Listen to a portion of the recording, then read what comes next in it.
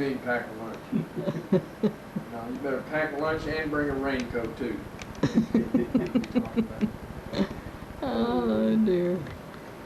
We're here at Kings Bay, Georgia with John. This is called St. Nicholas Katie Ford Newcomb. Newcomb. He really showed me that. I'll have to let you guys, when I get home next time, I'll have to dial that up and let you guys look. Cause I'd like to. And they talk AM back to one another. And I checked in on that, and you know, they kind of like shun you out because you're not part of it. You hadn't been in the hobby long enough. Yeah. It's kind of like a caste system there, isn't it? The longer you're on, the more you're getting on, and then everything works out. Well, the last time we were down here, we were with John and Vicki, but we're down in St. Mary's today, just looking around.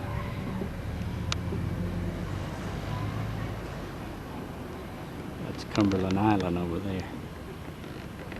It's around the waterfront.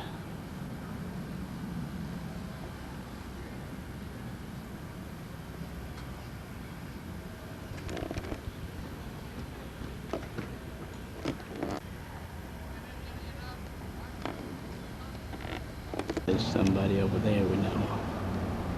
She's watching them fish.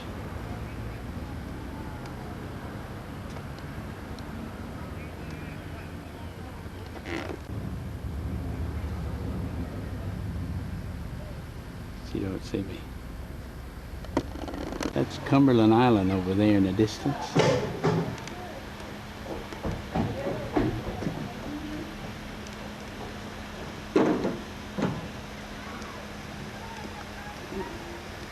That's the entrance bay to where John is.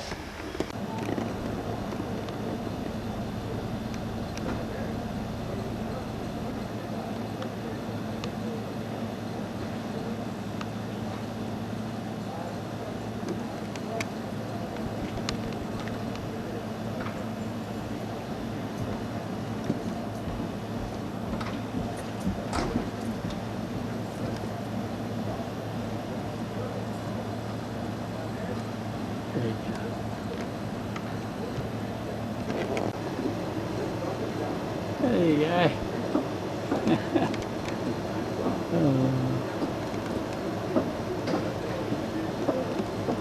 Well, I hope you had a pretty good day today. Oh, yeah. Yeah.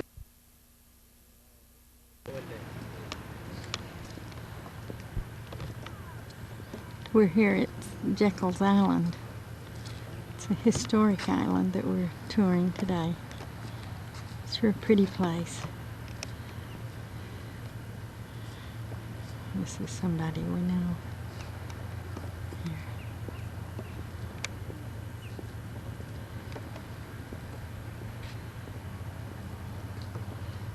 So pretty. I painted this seagrass, but I've never really seen it before. Isn't it pretty? Where you going? There's the ocean.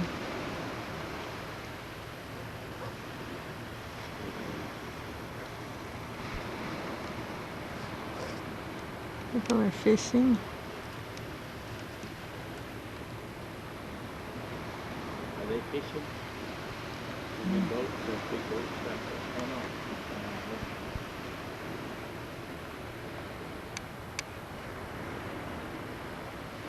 no. I love that sound, don't you?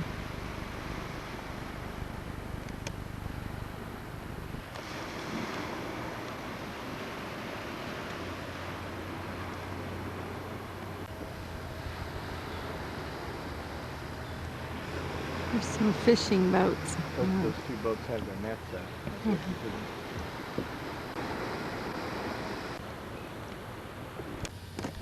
Here on Jekyll Island are these moss-covered oak trees that are so pretty.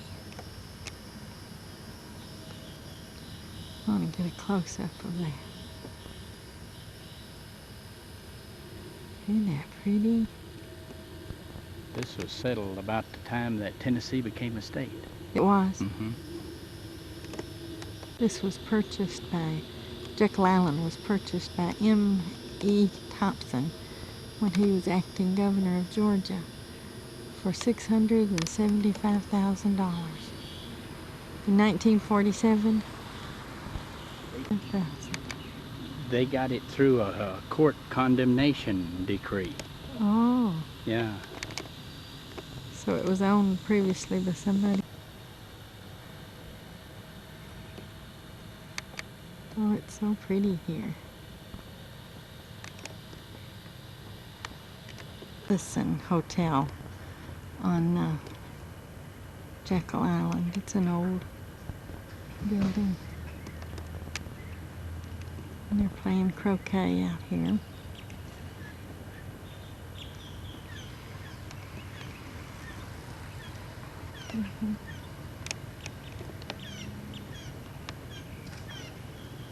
We're at St. Simon's Island and people are fishing and catching, I saw a sheep's head fish, striped looking, crab. There's sailboats. And they're doing something with a balloon, or I mean a show here this weekend. And this park is just covered with crafters.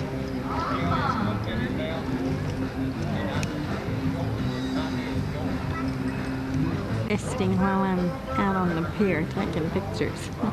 Their feet's tired. We've done a lot of walking. Fossils in these rocks. That's John and Nick. We have these nice seats to sit along here on the beach. The sign out in the water.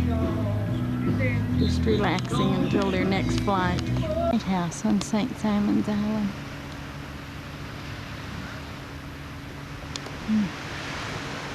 The residents below. I'm right on the edge of the ocean, so I can't get back farther to get the whole thing.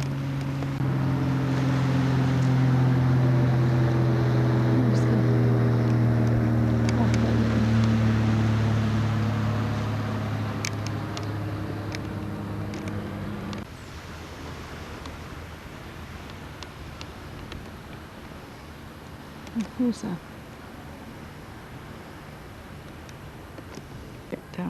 site here that tells, it's a historic site telling about Fort St. Simon's. Built in Built in 1738. 38. Destroyed by the Spanish in 1742. Looking out over the Atlantic. It was built by English troops headed up by Oglethorpe.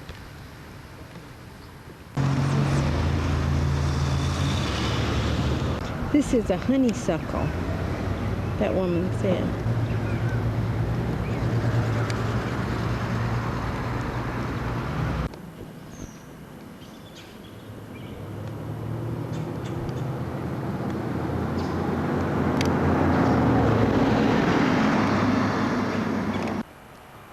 This is the Christ Church. It was built by Oglethorpe. I don't know the exact history of it, but it's an old church, Episcopal.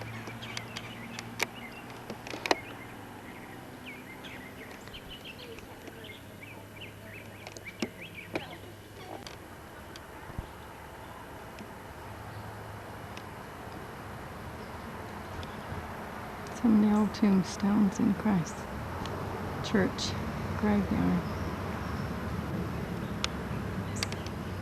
And something up the brick walkway to the church.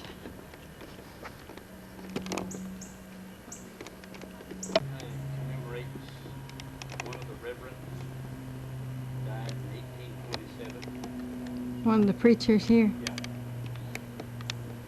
Just a commemoration stone. Strange, just look at here.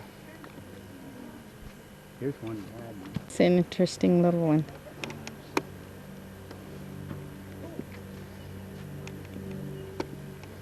There's a shell on top.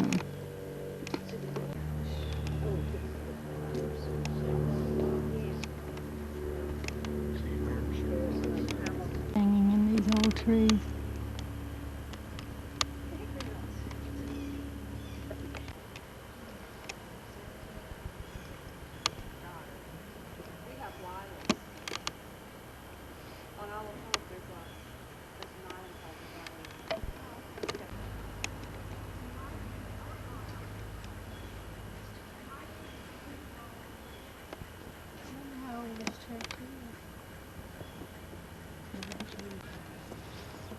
Oh, I just...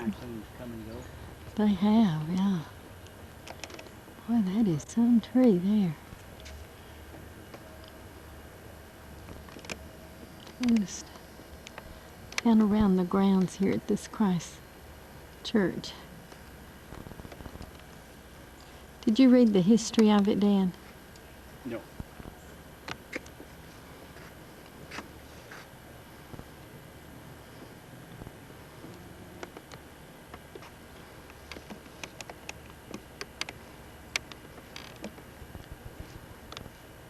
It's sure pretty.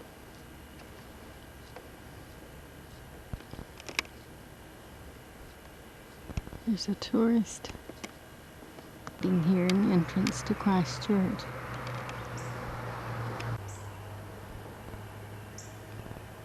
Isn't that pretty? Reverend Charles Wesley ordained priest of that church. Okay.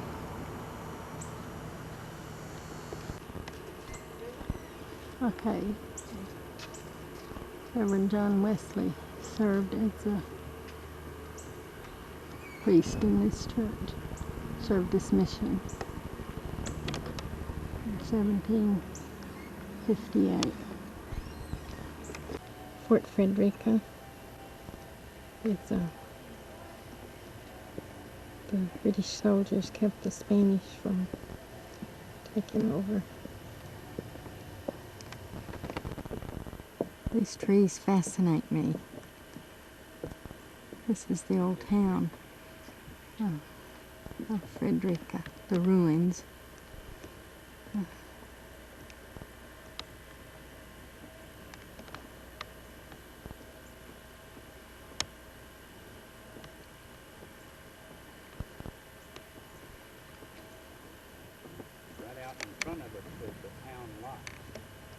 This was the town lots. Mm-hmm. The fort is down there where those stone cases. This was the town. Yeah, all this flat area. All of this area. Yeah, and the fort that did the protection for the river, Mm-hmm. where they had the cannons and all that, was down there on that, at the far end where those stones are. That's the magazines for the fort, you know, the guns. Mm-hmm.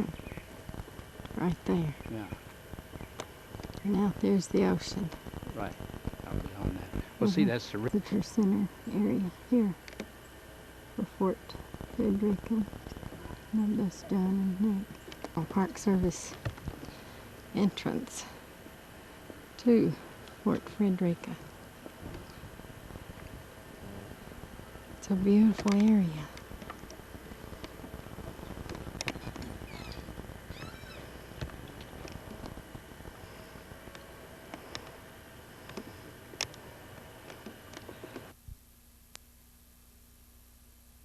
And two of them are taken out by Interstate 16, Old Elbert and Liberty Square, which they went straight through coming up in Savannah, ending up in Savannah. And that's Old Ella Square, which is our old city market, and that was one of the most beautiful squares in the city at one time.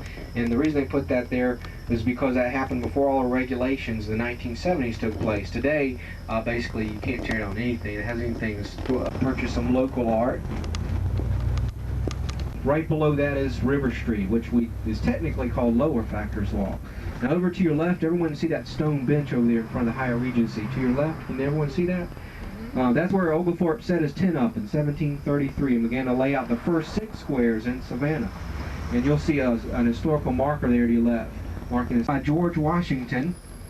to the Chatham Artillery, one of the oldest military organizations in Savannah. And those two cannons right there to the left captured in when George Washington in the Yorktown, Battle of Yorktown, and he came here in 1791 and gave us those cannons. And eventually they will have a nice cruise ship and food. And also on all of these buildings were there when they built this in 1886. A lot of time before that, they come underneath all the way down. If you want to know about at the Higher Regency, you can go up to the lobby level, and you can take an elevator up to the Bay Street. And that is our main shipping channel to the Savannah River over here to see also. And it's even better to watch people drink green beer. That just is not very appealing out here.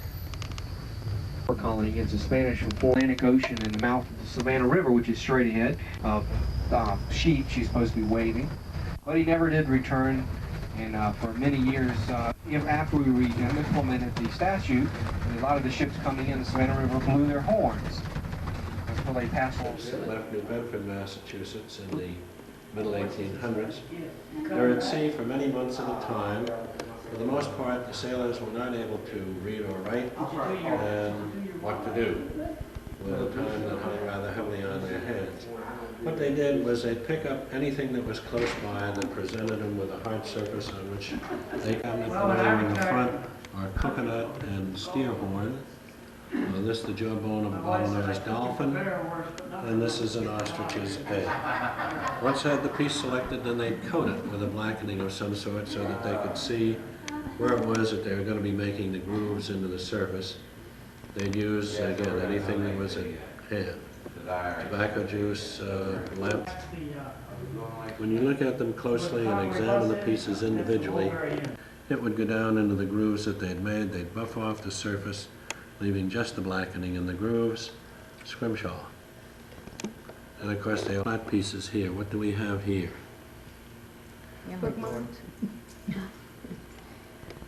Remember that they were away at sea from on the back and squeeze.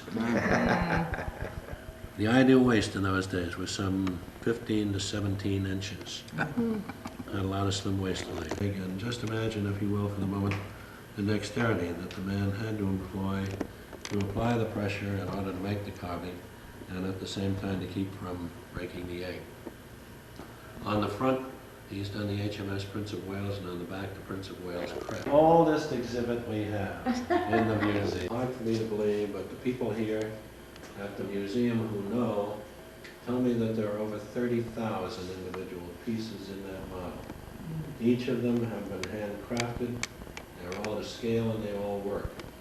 It took a man and his two sons 8.5 years to build, and today the model itself is worth many times what it cost to build the original ship. And it is, of course, a model of one of the first and probably the most famous of Donald Mackay's clipper ships, the Flying Cloud. Up until the time that the clipper ships came into being, the ships that sailed the seas had rather blunted bows, rounded bows. When the clipper ship came in with its tapered bow, it enabled it to knife through the water. That record, established in 1854, held until 1989, just 3 or 4 years ago, when it was beaten by the racing sloop shown in the newspaper article on the glass there, Thursday's Child. We were fortunate. A couple of years ago here at the museum, we had the designer and builder of Thursday's Child come through, and he was gracious enough to say that in his own mind, he felt that the Flying Cloud still deserved to hold the record because it was a merchantman and carried cargo and wasn't built solely for speed as his ship was. Do we have any sailors among us? Used to be. Well, you appreciate this. In 89 days and 8 hours, 90 days, you go 18,000 miles. 90 into 18,000 means that they average 200 miles a day. If they were in the sail for 20 of the 24 hours in each day, meant that they average 10 knots. And I think you can very, very kind to us. They claim that in their estimation, this is the best collection of this sort of model making that exists in the country. They were all done first by the gentleman in the picture above, Peter Barlow, a retired English captain who is considered to be at the tops of this sort of a craft. Part of the tradition is that the model originally has to have contained an alcoholic beverage, and secondarily that the model maker has to have been the one that consumed that beverage. Mr. Marlowe does the funnels. Anything that extends above the hull of the ship is on a tiny little pin at its base, and they serve as hinges. When they have it made that way, then they lay everything flat with the hull, and the tolerance will then just allow for the entire thing to be passed through the neck. How interesting. They put clay in the bottom of the bottle, pass the model through, affix it in the clay, and there are threads that are attached to all of the superstructure that extend out through the neck. They pull on those threads, and everything then comes up into place and is either glued or tied off. Before in the country, last I've read about the Pirate's House, and you do pay for the atmosphere, but they have very good food. And a long time ago, they used to have a little cave underneath, which is straight in front of us and behind us. Those are called truss lots. He was an Anglican minister. That was before he founded Methodism, and then he only stayed 1 year. The rumor had it he was bedding down the women in the colony, so they ran him off from the colony of Georgia. That in itself, movie house in Savannah, built in the 1920s. They're doing restoration. Built in 1905, and it has a 23-karat gold overleaf up top, which was paid for by Millsby Lane. Tithing lots where Morrison starts to your right there. John Wesley was rector at Christ Church in 1736. He preached on that spot. And we like to put monuments. And the church was built in about 1789 to 1790, in between those dates, by John Holden Green, who won an architectural award for the church, and he copied Christopher Wren on it. And that is one.